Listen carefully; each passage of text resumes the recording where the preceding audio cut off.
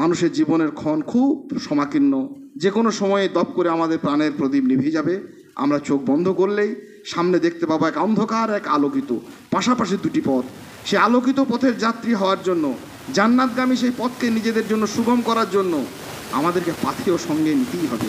আর বড় রকমের একটা পাথেয় হচ্ছে এই আল্লাহর পথে ব্যয় করা, খরচ করা, অর্থ সম্পদকে নিয়মিত আল্লাহ সুবহানাহু ওয়া তাআলার অর্থে সেগুলোকে ব্যবহার করা। আর এই ব্যবহার করতে গিয়ে সেটি কেন যেন অপকর্মে যেন ব্যয় না হয়, সেটি অযাচিতভাবে অবাঞ্ছিত জায়গাতে যেন না হয়, অপ্রয়োজনীয় মানুষের কাছে যেন ব্যয় না হয়, সত্য সত্যই ভালো কাজে সেটি যেন ব্যয় হয়। আমার সর্বোপরি ঘর আল্লাহর ঘর, এ ঘরের আমি দায়িত্বশীল।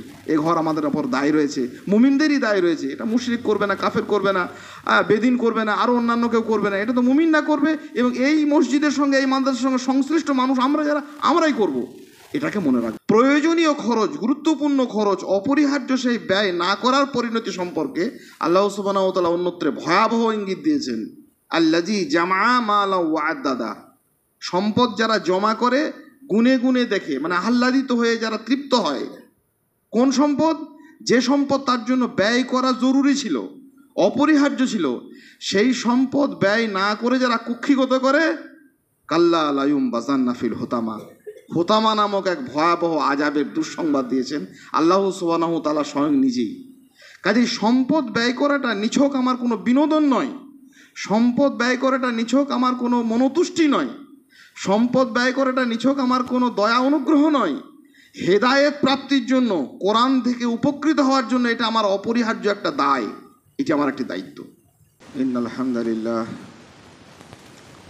নাহমাদুহু ওয়া নাস্তাঈনুহু ওয়া নাস্তাগফিরুহু ওয়া নাউযু বিল্লাহি মিন শুরুরি আনফুসিনা ওয়া মিন সাইয়্যাতি আমালিনা মান ইয়াহদিহিল্লাহু ফালা মুদিল্লা লাহু ওয়া মান ইউদ্লিল ফালা হাদিয়া লাহু وأشهد أن لا إله إلا الله وحده لا شريك له وأشهد أن محمدا عبده ورسوله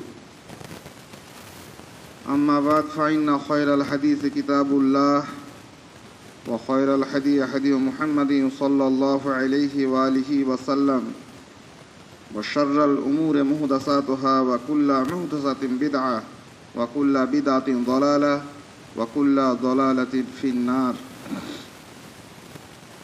أعوذ بالله من الشيطان الرجيم بسم الله الرحمن الرحيم يا أيها الذين آمنوا اتقوا الله حق تقاته ولا تموتن إلا وأنتم مسلمون يا أيها الناس اتقوا ربكم الذي خلقكم من نفس واحدة وخلق منها زوجها وبث منهما رجالا كثيرا ونساء واتقوا الله الذي تساءلون به والأرحام إن الله كان عليكم رقيبا يا أيها الذين آمنوا اتقوا الله وقولوا قولا سديدا يصلح لكم أعمالكم ويغفر لكم ذنوبكم ومن يطع الله ورسوله فقد فاز فوزا عظيما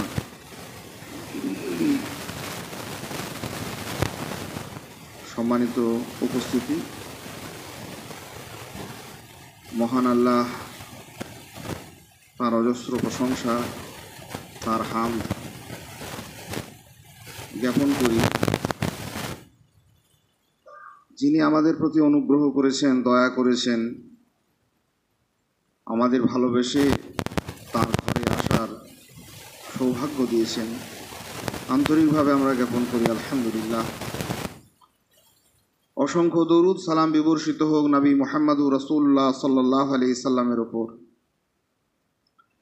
যিনি আমাদেরকে সেই শাশ্বত স্রষ্টা আল্লাহ সুবহানাহু ওয়া তাআলার সন্তুষ্টি, তার নৈকট্য, তার যাবতীয় দয়া করুণা প্রাপ্তির জন্য যাবতীয় পথ পদ্ধতি আমাদের কাছে রেখে গেছেন, আমাদের শিখিয়েছেন, আমাদেরকে বুঝিয়েছেন। আল্লাহুম্মা সাল্লি আলাইহি আল্লাহুম্মা বারিক আলাইহি। বর্তমান বিশ্বের যদিও বহু সংখ্যক মুসলিম উম্মাহ বঞ্চিত একটি গুরুত্বপূর্ণ নিয়ামত থেকে, সেটি হচ্ছে এই জুমার খুতবা। মুসলিম উম্মাহ যদি শুধুমাত্র এই ক্ষেত্রটিকে, এই প্ল্যাটফর্মটিকে যথাযথ ব্যবহার করতেন, আমরা অনেকখানি আশা করতে পারতাম, ভরসা করতে পারতাম, জাতির কল্যাণের অনেক রূপরেখা আমাদের সামনে উন্মোচিত হতো ইনশাআল্লাহ।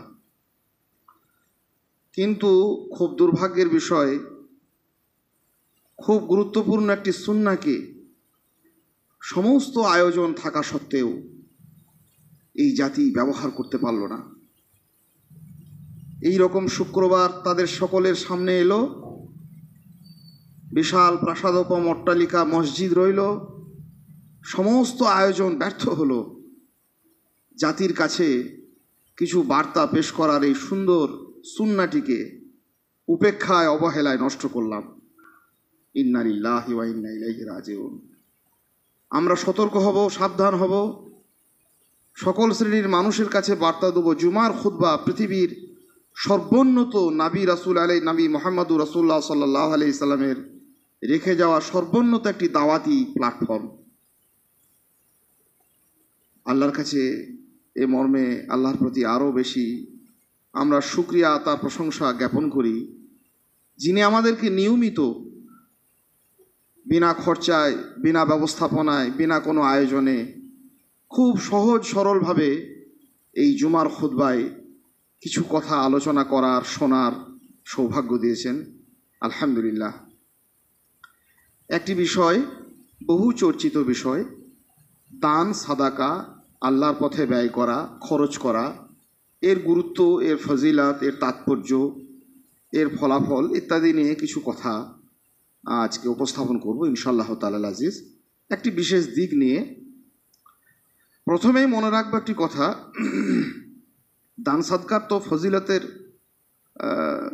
গুরুত্বের সীমা নেই, কারণ মানুষের জীবনের নির্দিষ্ট সময় সমাকীর্ণ প্রত্যেকেরই, আর সেই সময় এসে গেলেই আমাদের এই জীবনের প্রদীপ দপ করে নিভে যাবে, তারপরে শুধুই অন্ধকার, আর তার পাশে একটি আলোকিত পথ। আমরা সেই আলোকিত পথের পথিক হওয়ার জন্য আমাদের যে পাথেয় দরকার, সেই পাথের একটি অন্যতম পাথেয় হচ্ছে সাদাকা, দান। আল্লাহ সুবহানাহু ওয়া তাআলার পথে আল্লাহর সন্তুষ্টির জন্য খরচ করা নিজের উপার্জিত সম্পদ থেকে। এটি আমরা উপলব্ধি করেছি, এটি আমরা বুঝেছি। দান এবং সাদকার নানাবিধ ফজিলত নবী মুহাম্মদুর রাসূলুল্লাহ সাল্লাল্লাহু আলাইহি সাল্লাম উম্মাদকে এ ব্যাপারে আগ্রহী করে তুলেছেন এবং না করার ভয়াবহতাও তিনি আমাদের সামনে তুলে ধরেছেন। তবে বর্তমান বিশ্বে, বিশেষ করে মুসলিম উম্মার ভিতরে দান সাদকা একেবারেই যে আমরা করি না ব্যাপারটা তা নয়, সকল শ্রেণীর মুসলিমই এতে অভ্যস্ত হয়ে গেছি, একটি গুরুত্বপূর্ণ পাথেয় মনে করেই। কিন্তু বিপুল একটা ক্ষেত্র জুড়ে আর একটি বিপরীত পন্থা আমরা লক্ষ্য করেছি। সাদাকার নামে, দানের নামে, খরচ করার নামে হাজারো ফজিলত শুনিয়ে আমরা যেমন কিছু মানুষকে প্রকৃত দিনের পথে, পবিত্র কোরআন এবং সুন্নাহর পথে আমরা আসতে পেরেছি, তেমনি লক্ষ লক্ষ মানুষ এই সমস্ত কথা দিয়েই তাদেরকে বিভ্রান্ত করার একটা বড় ক্ষেত্র জুড়ে তৈরি করেছে ধর্ম ব্যবসায়ীরা। যে কথা, যে অর্থ, যে কথা শুনে, যে সৌভাগ্যের কথা শ্রবণ করে, যে ফাজিলাতের বিবরণগুলি শুনে আমরা পয়সা দিয়েছি, অর্থ ব্যয় করেছি, একটি ক্ষেত্রে যেমন ন্যায়নিষ্ঠ মানুষেরা সেগুলিকে ব্যবহার করেছেন, সেগুলি নিয়ে কাজ করেছেন, দিনের ভালো কাজ সমাজকে উপহার দিয়েছেন, তেমনিভাবে তার বিরাট একটা অংশ ধর্ম ব্যবসায়ীরা কুক্ষিগত করে সম্পদের পাহাড় গড়ে তুলেছেন। উম্মাতের কোনো কাজে লাগেনি, অনর্থক লক্ষ লক্ষ কোটি কোটি কোটি কোটি টাকার সম্পদ তারা নিজেরা কুক্ষিগত করেছে, অপচয় করেছে, আর সেই ইয়াকুলুনা আমওয়ালান নাসি বিল বাতিল, অন্যায়ভাবে জনগণের সম্পদকে তারা লুণ্ঠন করেছে। কাজে একই সঙ্গে আমাদেরকে দুটি বিষয় সতর্ক থাকতে হবে। সাদাকার যে সৌভাগ্যময় দিকগুলি, দান এবং সাদাকার যে সৌভাগ্যময় রসুল সাল্লাল্লাহু আলাইহি সাল্লামের বর্ণিত যে বিবরণগুলি আমরা শুনব, সেগুলির প্রতি আগ্রহে আমরা দান করব, সাদাকা করব, সেই সঙ্গে সেই পথ এবং পদ্ধতিটি যেন হয় রাসূলুল্লাহ সাল্লাল্লাহু আলাইহি সাল্লামের পথ এবং পন্থা মোতাবেক। সেটি যেন আমার এবং জাতির কল্যাণের জন্যই ব্যবহৃত হয়। আমার দেওয়া সম্পদ, আমার উপার্জিত সম্পদের এক বিরাট অংশ যেন ধর্ম ব্যবসায়ীদের দ্বারা কুক্ষিগত না হয়, তাদের প্ররোচনায় পড়ে তাদের সম্পদের পাহাড় তাদেরকে আমরা যেন না গড়তে দিই। তাহলে প্রকারান্তরে আমাদের ইচ্ছায় অথবা অনিচ্ছায় অন্যায়কেই সমর্থন করা হবে। আমরা একই সঙ্গে এই দুটি বিষয় সম্পর্কে সজাগ থাকব। অর্থ ব্যয় করব, এটা যেমন চূড়ান্ত সত্য, আমাদের মৃত্যু পরবর্তী সেই জীবনের, অনন্ত জীবনের পাথেয় নির্ণয়ের জন্য, পাথেয় সংগ্রহের জন্য রাসূলুল্লাহ সাল্লাল্লাহু আলাইহি সাল্লাম যেমনটি আমাদেরকে বলেছেন, জাহান্নামের আগুন থেকে তোমরা বাঁচো, ওয়ালাও বেশাক্কি তামার, এক টুকরো খেজুর দিয়ে হলেও। রাসূলুল্লাহ সাল্লাল্লাহু আলাইহি সাল্লাম সাদাকার ফজিলত বলেছেন, প্রতিদিন মানুষ কেন ব্যয় করে না? প্রত্যেকটি হাড়ের জোড়ের বিনিময়ে কেন তারা ব্যয় করে না? প্রতিটি আদম সন্তানকে আল্লাহ সুবহানাহু ওয়া তাআলা স্পষ্ট করছেন হাদিসে কুদসিতে, আনফিক, তোমরা খরচ করো, ইয়া ইবনা আদম, হে আদমের সন্তান, উনফিক আলাইক, তোমার উপরে খরচ করা হবে।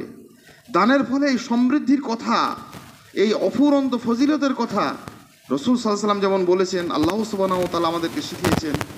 এগুলির প্রতি আমরা বিশ্বাসী হয়ে, প্রত্যয়ী হয়ে যেমন আমরা ব্যয় করব, তেমনি একই সঙ্গে মনে রাখব আমার ব্যয়িত সম্পদ যেন ধর্ম ব্যবসায়ীদের আখড়ায় গিয়ে তাদের সম্পদের পাহাড় বৃদ্ধিতে সহায়তা না করে, সেটি সত্যি সত্যি সম্পদ ব্যয়ের যে ক্ষেত্র, প্রকৃত ক্ষেত্রে সেটা যেন পৌঁছে, প্রকৃত অর্থে যেন আমার এবং আপামর মানুষের কল্যাণের কাজে সেটি ব্যয় হয়।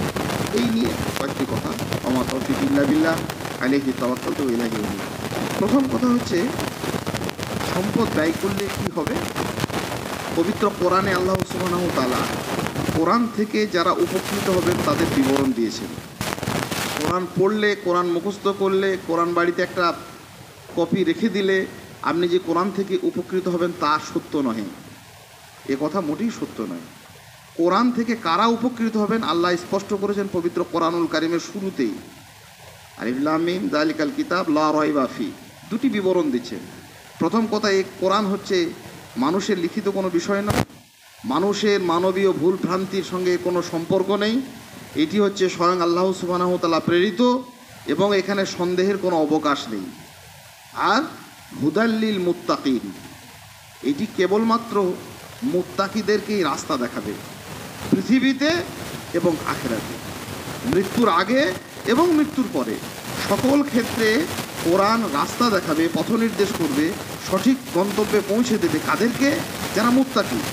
তাদের অনেকগুলি বিবরণের মধ্যে প্রথম বাক্যেই আল্লাহ সুবহানাহু ওয়া তাআলা তিনটি বিবরণ দিচ্ছেন, তাদেরকেই কোরআন উপকার করবে।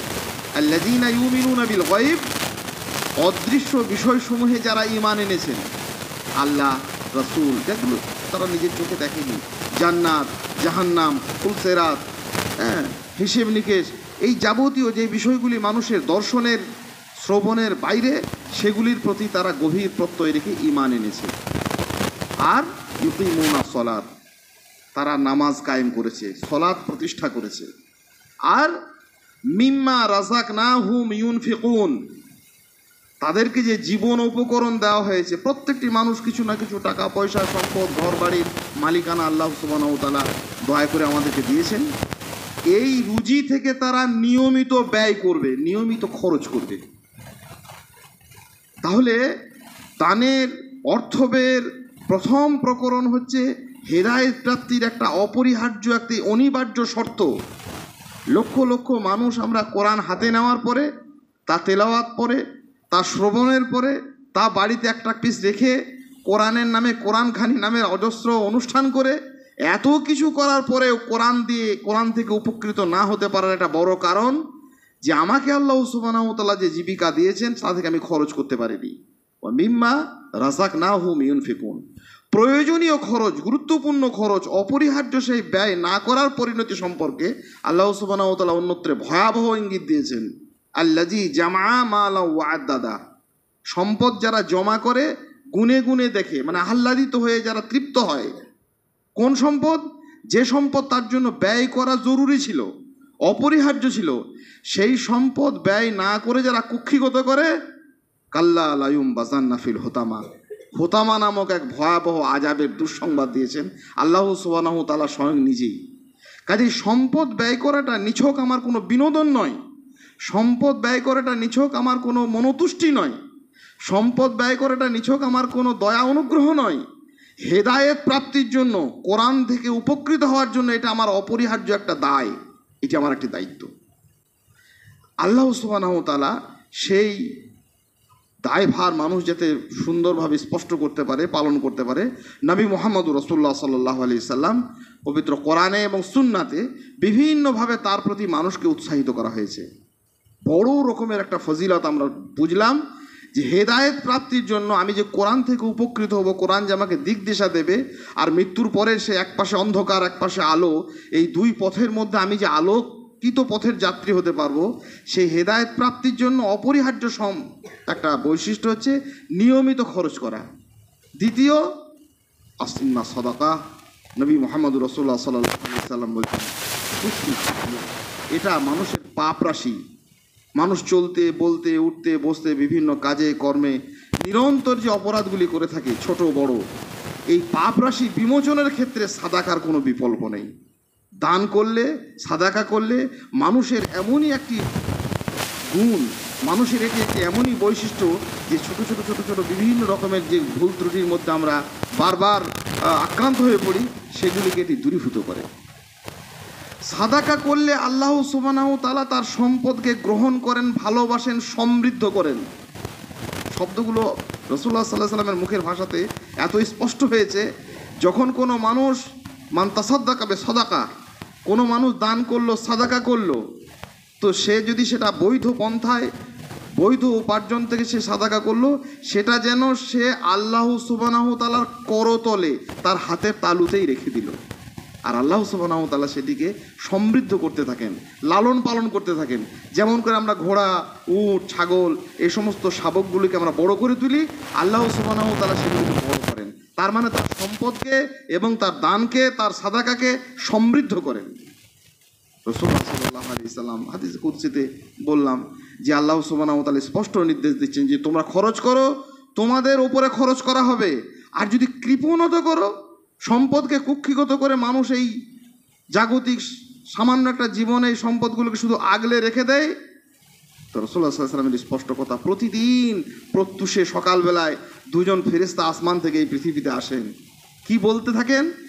একজন বলেন আল্লাহুম্মা হদি, হে আল্লাহ কি করো, মুনফিকান খলাফা, যারা খরচ করে তাদেরকে সমৃদ্ধি এনে দাও, তাদের সম্পদকে বাড়িয়ে দাও, তাদের বারাকা দাও, তাদের সম্পদকে উজ্জ্বল করো। আর মুমসিকান তালাফা, যারা আটকে রাখে, যারা বিভিন্নভাবে সেগুলো গচ্ছিত করে থাকে, তাদের জন্য দাও ধ্বংস, তাদের জন্য দাও বিনাশ, তাদেরকে বরবাদ করে দাও। কে বলেন? আল্লাহ সুবহানাহু ওয়া তাআলার শ্রেষ্ঠ সম্মানিত ফেরেশতা দুজন এসে প্রতিদিন এ কথা বলতে থাকেন। আমরা সাদাকার এই সমস্ত বিবরণগুলো আমাদের কাছে একাধিকবার উচ্চারিত হয়েছে, আমরা শুনেছি। আজকে গুরুত্বপূর্ণ একটি কথা যেটি বলার জন্য এত সব কথার উপস্থাপনা, সেটি হচ্ছে কোন ক্ষেত্রে আমরা এই সাদাকাগুলো, এই দানগুলোকে, আল্লাহ সুবহানাহু ওয়া তাআলার পথে ব্যয়গুলোকে আমরা সতর্ক হব, সজাগ হব এবং এই ব্যয়গুলোকে আমরা নির্দিষ্টভাবে করব। প্রথম কথা হচ্ছে, কিছু সাদাকা, কিছু দান, কিছু খরচ, নবী সাল্লাল্লাহু আলাইহি সাল্লাম স্পষ্ট করেছেন কুল্লু মারুফিন সাদাকা, প্রত্যেকটি ভালো কাজ হচ্ছে সাদাকা। কিন্তু খরচের ক্ষেত্রে, সরাসরি অর্থ ব্যয়ের ক্ষেত্রে আমাদের কাছে দুটি ক্ষেত্র আছে। একটি ক্ষেত্র হচ্ছে সাধারণ, একটি ক্ষেত্র হচ্ছে বিশেষ। একটি ক্ষেত্র হচ্ছে আমার সঙ্গে অতটা সম্পর্কিত নয়, সাধারণভাবে আমি দান করলাম, সে খেজুরের আঁটি দিয়ে হলেও হোক, সামান্য একটা টাকা দিয়ে হলেও হোক, সামান্য এক টুকরো পানি খাওয়ানো হলেও হোক, এটি একটি সাধারণ বিষয়। আরেকটি ব্যাপার আছে, সেটি হচ্ছে অত্যন্ত গুরুত্বপূর্ণ, যেমন অর্থ ব্যয় করা নিজের সন্তানের জন্য, নিজের সন্তানকে দিন শেখানোর জন্য, নিজের পরিবারের সুরক্ষা দেওয়ার জন্য, নিজের স্ত্রী পরিমণ্ডলে যারা পরিজন যারা রয়েছেন তাদের ভরণ পোষণের জন্য, এক্ষেত্রে অর্থ ব্যবহার করা হয়। এটিও এক অর্থে, বৃহত্তর অর্থে কিন্তু সাদাকা, এটিও বৃহত্তর অর্থে আল্লাহর পথে ব্যয়, এটাও বৃহত্তর ক্ষেত্রে আল্লাহ সুবহানাহু ওয়া তাআলা সন্তুষ্টির জন্য খরচ। কিন্তু এই খরচটা আর সাধারণ খরচটা কিন্তু এক নয়। এক্ষেত্রে আমাদের দুটি কথা মনে রাখতে হবে। একটি দানের সঙ্গে সামগ্রিকভাবে জাতির নানান শ্রেণীর মানুষ আমরা সংযুক্ত থাকি, আর একটি দান এবং সাদাকার ক্ষেত্রে আমরা ব্যক্তিগতভাবে আমাদের ওতপ্রোতভাবে সেই জিনিসটার সঙ্গে জড়িয়ে থাকি। আমার সন্তানের জন্য আমার ব্যয় করা আর অন্যান্য একটা জায়গাতে আমার ব্যয় করা দুটি কিন্তু সমান নয়। এটি আমাদের কাছে নিছক দান নয়, এটি আমাদের কাছে নিছক বিনোদন নয়, এটি আমাদের কাছে বিশেষ দয়া দাক্ষিণ্য নয়, এটি হচ্ছে আমার দায়, এটি হচ্ছে আমার দায়িত্ব। আমরা সাধারণভাবে এমন কিছু বিষয়ের সঙ্গে আমরা সংযুক্ত হতে চাই যেটি আমার অতটা হয়তো দায়িত্ব নয়, অতটা সেখানে আমার দায়ভার নেই, সেক্ষেত্রে আমরা অনেক জায়গাতে বহু বড় বড় অর্থ ব্যয় করে আসি। কিন্তু আমার সঙ্গে সরাসরি যুক্ত যেখানে সংযুক্ত রয়েছি সেই ক্ষেত্রগুলোকে আমরা উপেক্ষা করে থাকি। ফলে গুরুত্বপূর্ণ একটি অপরাধ দান সাদকার মতো খরচ করার মতো একটি কাজ থেকে আমি যেমন নিজেকে সরিয়ে রাখলাম, এটা যেমন বড় রকমের একটা গুরুত্বপূর্ণ দায়িত্ব থেকে আমি সরিয়ে রাখলাম নিজেকে, এটিও একটি সেই অপরাধে আমি অভিযুক্ত হয়ে যাই। সেজন্য আমাদেরকে এ ব্যাপারে সজাগ হতে হবে, সতর্ক হতে হবে। তৃতীয়ত, সাদাকা এবং দান আমার খরচ করা অর্থ ঠিক কোন কাজটিতে ব্যয় হচ্ছে, মানুষের শুধুমাত্র চাহিদা পূরণের জন্য না সত্য সত্য মানুষের কল্যাণের জন্য। সেক্ষেত্রে মানুষের কোনো উপকার হচ্ছে, একজন আমার সাদকা থেকে কোরআন তেলাওয়াত করছেন, একজন মসজিদ নির্মাণ করার জন্য সেখানে মুসাল্লিরা সালাত আদায় করছেন, আমার দেওয়া অর্থ দিয়ে মানুষের দাওয়াতি কাজ হচ্ছে, মানুষের কাছে কোরআন এবং সুন্নাহ সেখানে তেলাওয়াত হচ্ছে, না আমার দেওয়া অর্থে মানুষ বিনোদন করছে, নাচ গান করছে, বাজনা করছে, হাজার রকমের বিদাতি অনুষ্ঠান করছে, কোরআন সুন্নাতে যার কোনো চিহ্ন নেই সেই সমস্ত ক্ষেত্রে ব্যয় করছে, আর মাঝখানের বাকি মুনাফাটুকু একটা ধর্ম ব্যবসায়ী ভোগ করছে। এই বিষয়টা যতক্ষণ পর্যন্ত আমরা সজাগ না হচ্ছি ততক্ষণ সাদাকার সেই গুরুত্বপূর্ণ ফজিলতগুলি পাবো না। দিনের নাম করে, ফজিলতের নাম করে আমাদের জাতির অসংখ্য মানুষের অসংখ্য অর্থ উপার্জিত সম্পদ এইভাবে নষ্ট হয়ে গেছে, শুধু আমি ক্ষেত্রটিকে যাচাই করতে পারিনি বলে। ফলে আমরা দুটি ক্ষেত্র মনে রাখবো। প্রথম কথা হচ্ছে চাহিদা নয়, মানুষ কি চাইছে নয়, মানুষের প্রয়োজনের সময় সেটিকে ব্যয় করা। পবিত্র কোরআনে আল্লাহ সুবহানাহু ওয়া তাআলা স্পষ্ট করছেন, ফালাক তাহামা লাকাবা ওমা আদরাকামা লাকাবা ফাক্কু রাকাবাতিন আও ইতআমুন ফি ইয়াউমিন জি মাসগাবা ইয়াতীমান যা মাকরাবা। কি সুন্দর কথা বলছেন যে গিরিপথ লঙ্ঘন কাকে বলে জানো? পাহাড় অতিক্রম করার মতো নেকি অর্জন করবে তোমরা। কিভাবে? দাসত্ব মুক্তি করো, মানুষকে দাসদেরকে মুক্তি দাও, নিজের অর্থ ব্যয় করে যে মানুষ দাসত্ব বৃত্তির সঙ্গে জড়িয়ে আছে তাকে মুক্ত করো, আর সম্পদ ব্যয় করো। আউইত আমুন ফি ইয়াউমিন জি মাসগাবা, তোমরা মানুষকে খাওয়াও, মানুষের ক্ষুধার সময়ে খেতে পাচ্ছে না তাকে খাওয়াও। বিয়ে বাড়িতে হাজার রকমের খাবারের উপাচারে মানুষের গলা পর্যন্ত যখন ঠাসা, তখন তার কাছে জোর করে কোনো লাভ নেই, কোনো কল্যাণ নয়। মানুষের প্রয়োজন নেই সেখানে মানুষ খাওয়াচ্ছে, মানুষের যেখানে দরকার নেই সেখানে মানুষ ব্যয় করছে। লৌকিকতার জন্য, সামাজিকতার জন্য, লোকের কাছে নানা রকমের আর মানে কি বলবো আস্ফালনের জন্য, নিজেকে আরও সমৃদ্ধ করে প্রচার করার জন্য সেখানে মানুষ ব্যয় করছে। অথচ ক্ষুধাতে এই পৃথিবীর এক বিপুল সংখ্যক মানুষ মরছে, সেখানে মানুষের খবর নেই। তেমনিভাবে অজস্র বিনোদনের জায়গাতে পয়সা ব্যয় করা নয়। এই পৃথিবীর লক্ষ লক্ষ মানুষ দিনহারা, কোরআন সুন্নাহ নেই তাদের কাছে, দিন নেই, সহি আকীদা নেই, মানহাজ নেই, আল্লাহ কি চেনে না, নবী মুহাম্মদ রাসূলুল্লাহ সাল্লাল্লাহু আলাইহি সাল্লাম বোঝে না, কোরআন তেলাওয়াত করতে জানে না। এই মানুষের জন্য কিভাবে এই মানুষের কাছে দিনের আলো পৌঁছতে পারি? খাবার দু রকমের, একটা হচ্ছে শরীরটাকে বাঁচিয়ে রাখার জন্য খাবার, আর একটা মানুষের রুহটাকে বাঁচিয়ে রাখার জন্য খাবার। রুহের খাবার হচ্ছে জিকর, রুহের খাবার হচ্ছে কোরআন, রুহের খাবার হচ্ছে দ্বীন, হিদায়াত, তাসবিহ, তাহলিল ইত্যাদি। এইগুলো না খেতে পেয়ে লক্ষ লক্ষ মানুষ যে বুভুক্ষ, লক্ষ লক্ষ মানুষ যে পিপাসার্থ, এই পিপাসার্থ মানুষের কাছে, এই বুভুক্ষ মানুষের কাছে দিনের কথা প্রচার প্রসার করব কি করে? এই অভাবের জায়গাতে মানুষকে ব্যয় করা এটি অপরিহার্য, এইটি জরুরি। তাহলে আমাদেরকে দেখতে হবে সম্পদ ব্যয়ের ক্ষেত্রে আমরা যে ফজিলত অর্জন করব, নবী মুহাম্মদ রাসূলুল্লাহ সাল্লাল্লাহু আলাইহি সাল্লামের বর্ণিত হাজারো ফজিলত, 7 থেকে 700 গুণ পর্যন্ত আল্লাহ সুবহানাহু ওয়া তাআলা সম্পদকে সমৃদ্ধ করবেন। কিন্তু সেই ফজিলত অর্জনের জন্য আমার দায়িত্ব হচ্ছে যে আমাকে যেখানটা সত্য সত্য প্রয়োজন সেই জায়গাটিকে আমাকে ব্যয়ের জায়গাটাকে আমাকে খুঁজে নিতে হবে, যে এইখানটা দরকার।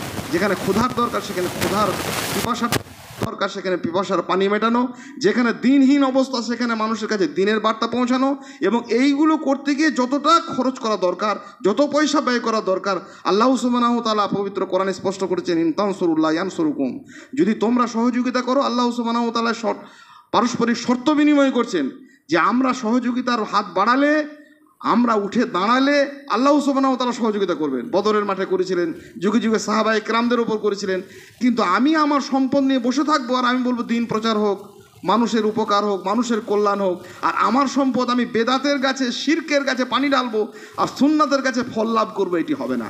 সেই জন্য বেদাত এবং শিরকের, অপসংস্কৃতি এবং অশ্লীলতার বন্যা বইছে সমাজ জুড়ে। তার কারণ আমার অর্থ ব্যয় হচ্ছে না তা নয়, আমি পয়সা ব্যয় করছি, পয়সাগুলো ব্যয় করছি বেদাতের গাছে পানি ঢেলেছি, শিরকের গাছে ঢেলেছি, অশ্লীলতার গাছে ঢেলেছি, পুঁজিবাদীদের গাছে ঢেলেছি। এদের গাছে পানি ঢেলে আমি আশা করছি সুন্নাতের ফল, তৌহিদের ফল, ভালো কোরআন সুন্নাত শেখার ফল, দিনই মানুষের বিভিন্ন রকমের ফলাফল, এইগুলো আশা করা বাতুলতা ছাড়ার কিছু নয়।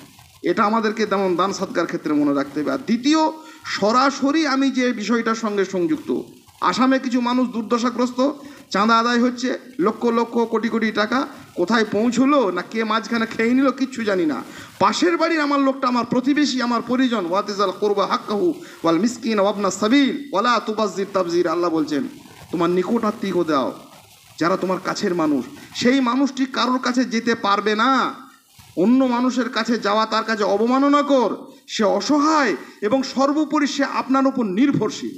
তাহলে দান করব, সাদাকা করব, এটা তখন ভেবে ভেবে করব যে সত্যি সত্যি কোন মানুষগুলো আমার উপরে নির্ভরশীল, সম্পূর্ণভাবে আমার উপর আমার উপর ভরসা করে, আমার অপেক্ষা করে, তাদের কাছে দেওয়াটা, তাদের জন্য ব্যয় করা, এটা আমার জন্য আর দানের ব্যাপারটা নয়, দানের থেকে আরও উপরের দিকে চলে যাচ্ছে।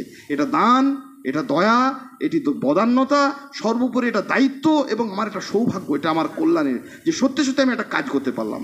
এটা না করে আমি নিছক শুধু মনোতুষ্টির জন্য আমি ইচ্ছা মতো ব্যয় করবো, যেখানে খুশি সেখানে ব্যয় করবো, এই ব্যাপারটা আমাদের জন্য না থাকে। আল্লাহ পাক রব্বুল আলামিন আমাদেরকে তৌফিক দেন দানের নানাবিধ উপকার এবং কল্যাণগুলি অর্জনের সাথে সাথে, শোনার সাথে সাথে আমরা যেন সঠিকভাবে কোন জায়গাতে ব্যয় করলে সকল মানুষ উপকৃত হতে পারে এবং আমার সঙ্গে সম্পর্কিত মানুষেরা বেশি বেশি আমার দ্বারা উপকৃত হতে পারে।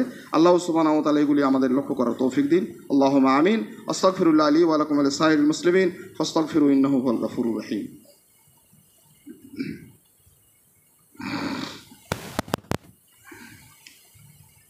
ইন্নাল হামদালিল্লাহি ওয়াহদাহু ওয়াসসালাতু ওয়াসসালামু আলা মান লা নাবিয়্যা বা'দাহু। আউযু বিল্লাহি মিনাশ শাইতানির রাজীম। বিসমিল্লাহির রহমানির রহিম।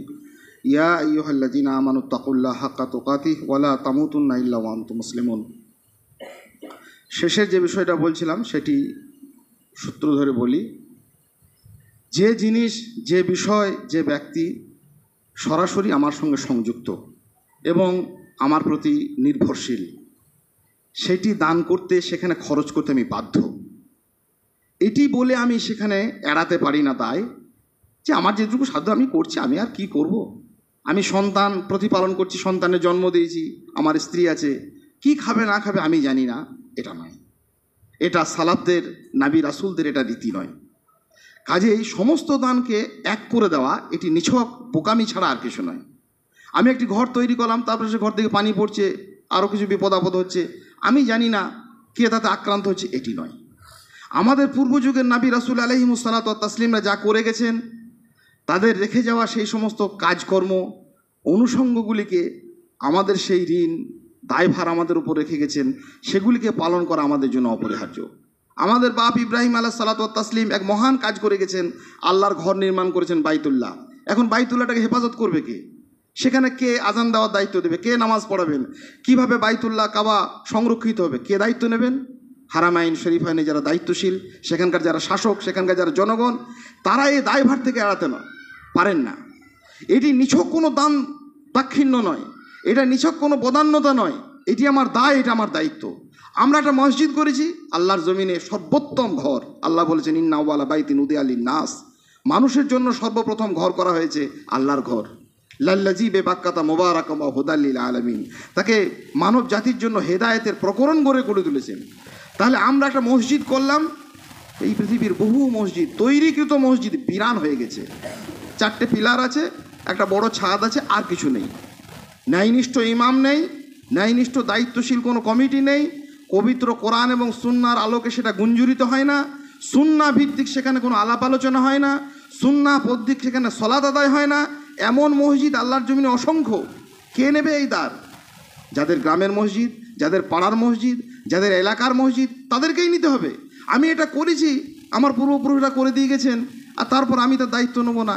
এই যে সন্তান জন্ম দেওয়ার পর তার দায়িত্ব না নেওয়ার মতো এটা অপরাধ। কাজে সমস্ত দান, সমস্ত সাদকা এক নয়। আমরাও একটা করেছি, আলহামদুলিল্লাহ, আপনারা করেছেন, আল্লাহ আমাদেরকে করিয়েছেন, এবং এই সঙ্গে অনেকগুলো সৌভাগ্যের অধিকারী এর সূচনা লগ্ন থেকে আপনারা আছেন। আল্লাহ সুবহানাহু ওয়া তাআলা আপনাদেরকে সূচনা করিয়েছেন, এটি বড় সৌভাগ্যের।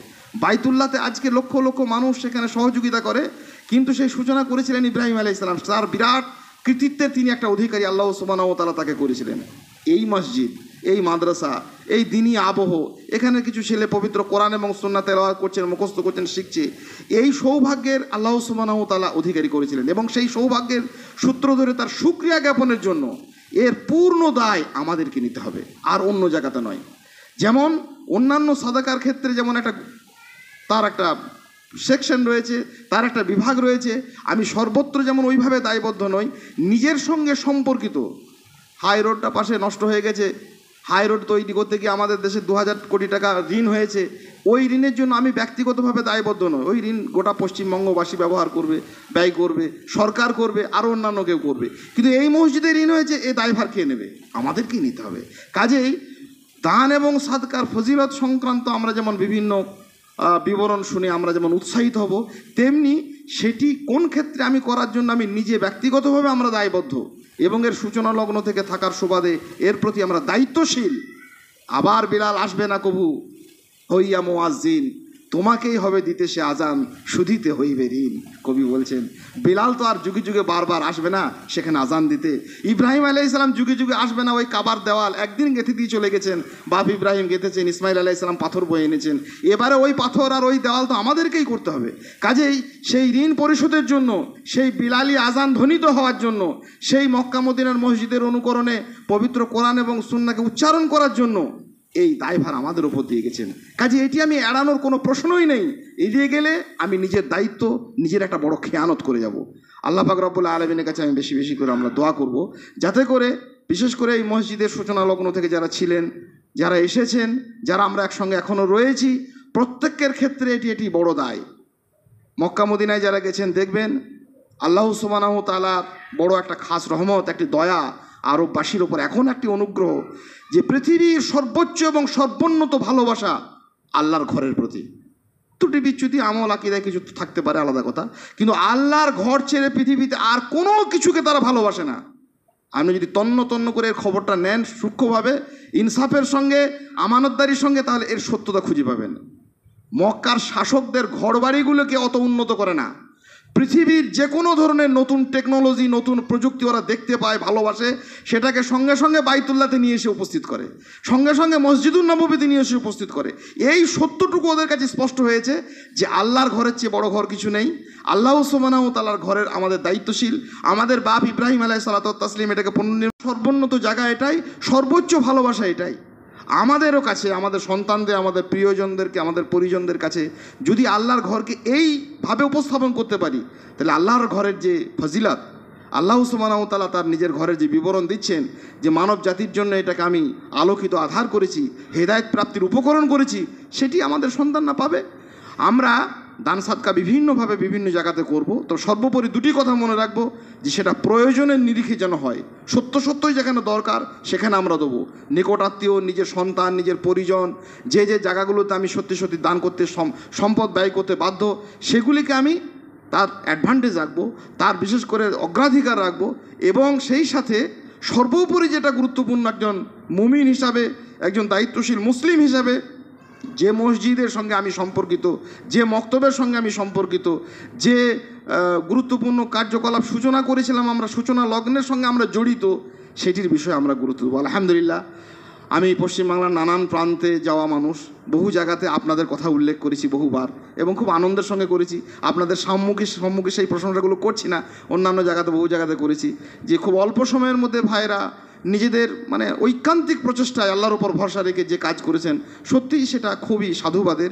সেটি সত্যি সত্যি আল্লাহ সুবহানাহু ওয়া তাআলার বিশেষ শুকরিয়া, এবং তাদের শুকরিয়া, আল্লাহ তাদেরকে আরও বেশি বেশি করে এই কাজে আগ্রহী করে তুলুন। আল্লাহ আমাদেরকে যখন এতটা করিয়েছেন এবং খুব বড় একটা মহান কর্মের সূচনা করেছেন, যে কাজের সূচনা গোটা মক্কা জুড়ে নানান মসজিদে সালাফদের যুগ থেকে তারা সূচনা করেছিলেন। মসজিদ শুধুমাত্র বিরান কোনো কবরস্থান নয় যে সেখানে 24 ঘন্টা সবসময় সেখানে গুঞ্জরিত হচ্ছে পবিত্র কোরআনের ধ্বনি। আমরা সকল মানুষ সেখানে এসে উপস্থিত থাকতে পারি না, সেই জন্য আমাদের বিভিন্ন জায়গা থেকে আগত অনেক ছাত্রের সেখানে সমাহার ঘটেছে, তাদের কণ্ঠে ধ্বনিত হচ্ছে পবিত্র কোরআন, তেলাওয়াত হচ্ছে। এটিও আমাদের দেখে যাওয়া অনেক আনন্দঘন পরিবেশের মধ্যে একটি বড় আনন্দের একটা জায়গা। আল্লাহ আমাদেরকে কবুল করুন, আল্লাহুম্মা আমিন। এবং এই সমস্ত কাজ করতে গিয়ে কোথাও আপনারা ঋণগ্রস্ত হয়েছেন, আমরা ঋণগ্রস্ত হয়েছি, বিভিন্ন জায়গাতে ঋণদানা করেছি, সেগুলো মেটানোর সম্পূর্ণ দায়ভার আমাদের। এবং আমরা নিজেদের ঋণ মনে করে, নিজেদের দায় মনে করে, নিজেদের দায়িত্ব মনে করে, সর্বোপরি নিজেদের বড় সৌভাগ্য মনে করে। একজন মানুষ বলেছিলেন, আমি একজন শিক্ষকের সঙ্গে এক জায়গাতে ওই একটা মসজিদেরই আদায় করতে গিয়েছিলাম, তো বললে আমি আপনাদের ওই মসজিদে ওসব কিছু দিই না। তো মৌলানা বলেছিলেন ওনার মুখের উপর, খুব ধনী লোক একটা, যে আপনি দেন না, না আপনার আল্লাহ আপনার কাছে নেন না, কোনটা ঠিক আমি বুঝতে পারছি না। আপনি দেন না এই কথাটা সত্য নয়, আল্লাহ আপনার কাছে নেন না। সকল মানুষের কাছে আল্লাহ সুবহানাহু ওয়া তাআলা নেবেন এটাও ঠিক নয়। সেই জন্য যাদের কাছ থেকে সম্পদ ব্যয় হয়েছে, যারা আমরা 5 টাকা 10 টাকা 5,000 টাকা 2,000 টাকা দিতে পেরেছি, শুধু আমি দিয়েছি বলবো না, বড় অনুগ্রহশীল হব আল্লাহর প্রতি, আল্লাহ সুবহানাহু ওয়া তাআলার প্রতি আমরা শুকরিয়া জ্ঞাপন করব, নিজেকে বড় অনুগ্রহের প্রার্থী মনে করব, যে আল্লাহ আমার কাছে দয়া করে নিয়েছেন ভালোবেসে। সকলের কাছে আল্লাহ নেন না। অনেক মানুষ মনে করে আমি ওসব কাজে ব্যয় করি না, ওসব কথা বলে আমাকে ভেজানো যাবে না। আপনি দেননি না আল্লাহ আপনার কাছে নেননি, কোনটা সত্য? ওইটাই সত্য যে আল্লাহ নেননি, সেটা তো বড় ভয়ঙ্কর কথা। কাজে আমরা যারা দিয়েছি শুধু বলবো না যে আমরা দিয়েছি, খুশি করে বলবো, আনন্দ করে বলবো, এবং আবার যখন আমরা দেবো যে আল্লাহ আমাকে ভালোবেসে, আমার মতো একটা সামান্য তুচ্ছ নগণ্য মানুষ, আমার কাছ থেকে যেটুকু আল্লাহ নিয়েছেন দয়া করে, আমার সামান্য অর্থ, এটি আল্লাহর প্রতি বিশেষ করুণা, আল্লাহর সুবহানাহু ওয়া তাআলার একটা আমাদের প্রতি বিশেষ করুণা। কাজেই দিয়ে আমি নিজে কৃতার্থ হব না, কোনো কিছু দিয়ে আমি কৃতজ্ঞ হব যে আল্লাহ তুমি নিয়েছো, আমার মতো একটা নাদান, আমার মতো একটা সামান্য নাচিজ একটা বান্দার কাছে তুমি যে গ্রহণ করেছো, তোমার এই মহৎ কাজে আমি যে জড়াতে পেরেছি, এটি আমার বড় মানে এটা আল্লাহর বিশেষ অনুগ্রহ, বিশেষ একটা দয়া। আমরা দান সাদকার বিভিন্ন কথা ইতিপূর্বে শুনেছি, আবারও শুনবো ইনশাআল্লাহ তাআলা আজিজ। তবে দুটি কথা বিশেষ করে মনে রাখবো, যে মানুষের জীবনের ক্ষণ খুব সমাকীর্ণ, যে কোনো সময়ে দপ করে আমাদের প্রাণের প্রদীপ নিভে যাবে। আমরা চোখ বন্ধ করলেই সামনে দেখতে পাবো এক অন্ধকার, এক আলোকিত, পাশাপাশি দুটি পথ। সে আলোকিত পথের যাত্রী হওয়ার জন্য, জান্নাতগামী সেই পথকে নিজেদের জন্য সুগম করার জন্য আমাদেরকে পাথেয় সঙ্গে নিতেই হবে। আর বড় রকমের একটা পাথেয় হচ্ছে এই আল্লাহর পথে ব্যয় করা, খরচ করা, অর্থ সম্পদকে নিয়মিত আল্লাহ সুবহানাহু ওয়া তাআলার অর্থে সেগুলোকে ব্যবহার করা। আর এই ব্যবহার করতে গিয়ে সেটি কেন যেন অপকর্মে যেন ব্যয় না হয়, সেটি অযাচিতভাবে অবাঞ্ছিত জায়গাতে যেন না হয়, অপ্রয়োজনীয় মানুষের কাছে যেন ব্যয় না হয়, সত্যই ভালো কাজে সেটি যেন ব্যয় হয়, এটা। আর দ্বিতীয় কথা হচ্ছে খরচ করার ক্ষেত্রে যেটা সর্বোপরি কথা, যে আমি যে খরচটা করতে বাধ্য, প্রথমত আমার যেটা জরুরি, আমার সন্তান, আমার পরিবার, আমার স্ত্রী পুত্র, আমার ছেলে মেয়ে, আমার ঘর, আর আমার সর্বোপরি ঘর আল্লাহর ঘর, এ ঘরের আমি দায়িত্বশীল, এ ঘর আমাদের ওপর দায় রয়েছে, মুমিনদেরই দায় রয়েছে। এটা মুশরিক করবে না, কাফের করবে না, বেদিন করবে না, আরও অন্যান্য কেউ করবে না, এটা তো মুমিনরা করবে। এবং এই মসজিদের সঙ্গে, এই মাদ্রাসার সঙ্গে সংশ্লিষ্ট মানুষ আমরাই করব, এটাকে মনে রাখবো। আর তৃতীয়ত, দিয়ে কৃতার্থ হয়ে গেছি এটা নয়, দিয়ে আমি কৃতজ্ঞ হব। যত দেবো ততই ভাববো আল্লাহ নিশ্চয়ই আমাকে আপনি ভালোবেসেছেন, এত ভালোবাসা আমি যোগ্য নই। আমরা কত রকমের অপরাধে, কত রকমের গুনাহাতে আমরা পরিব্যাপ্ত একজন মানুষ, তারপরেও আমাদের এই সীমিত ক্ষুদ্র ক্ষুদ্র অর্থ নিয়ে যে এই কাজ করার আপনি সামর্থ্য দিয়েছেন, এভাবে একটা মাদ্রাসা স্থাপনের সামর্থ্য দিয়েছেন, এভাবে কোরআন সুন্নাহ যেখানে উচ্চারিত হচ্ছে, নিয়মিত সুন্নাহ ভিত্তিক আলোচনা হচ্ছে, নিয়মিত সুন্নাহর চর্চা হচ্ছে, আল্লাহ এ তোমারই দয়া। ইব্রাহিম আলাইহিস সালাম আমাদেরকে শিখিয়েছেন, রব্বানা তাকাব্বাল মিন্না ইন্নাকা আনতাস সামিউল আলিম, হে আমাদের রব, আপনি সব শোনেন, আপনি সব জানেন, এটা আমার কাছ থেকে কবুল করে নেন। আল্লাহর কাছে আমরাও সেই দোয়া করব, আল্লাহ যেন আমাদের এই সার্বিক প্রচেষ্টাকে কবুল করেন। আল্লাহুম্মা আমিন। আল্লাহ সুবহানাহু ওয়া তাআলা আমাদের এই সমস্ত কাজ করতে গিয়ে যে সমস্ত ঋণশীল হয়েছে, সেগুলোকে খুশি করে নিজেদের মনে করে এগুলোকে আমরা যেন খুব তাড়াতাড়ি এগুলোকে আমরা পরিশোধ করতে পারি এবং আরও আনুষঙ্গিক যে সমস্ত কাজকর্ম রয়েছে সেগুলোর ব্যাপারে স্ত্রী, পুরুষ, নারী, শিশু সকলে মিলে আমরা যেন দায়বদ্ধ হয়ে কাজগুলোকে উদ্ধার করতে পারি। আল্লাহ আমাদের সেই তৌফিক দিন। আল্লাহুম্মা আমিন। রব্বানা আতিনা ফিদ দুনিয়া হাসানা ওয়া ফিল আখিরাতি হাসানা ওয়া কিনা আযাবান নার। রব্বানা যালামনা আনফুসানা ওয়া ইল্লাম তাগফির লানা ওয়া তারহামনা লানাকুনান্না মিনাল খাসিরিন। আল্লাহুম্মা ইন্না নাসআলুকাল হুদা ওয়াত তুকা ওয়াল আফাফা ওয়াল গিনা। আল্লাহুম্মা ইন্না নাসআলুকাল আফিয়া ফিদ দুনিয়া ওয়াল আখিরা। আল্লাহুম্মা ইন্না নাসআলুকাল আফিয়া ফিদ দুনিয়া ওয়াল আখিরা। ربنا تقبل منا إنك أنت السميع العليم وتب علينا إنك أنت التواب الرحيم. أستغفر الله لي ولكم ولسائر المسلمين فاستغفروا إنه هو الغفور الرحيم.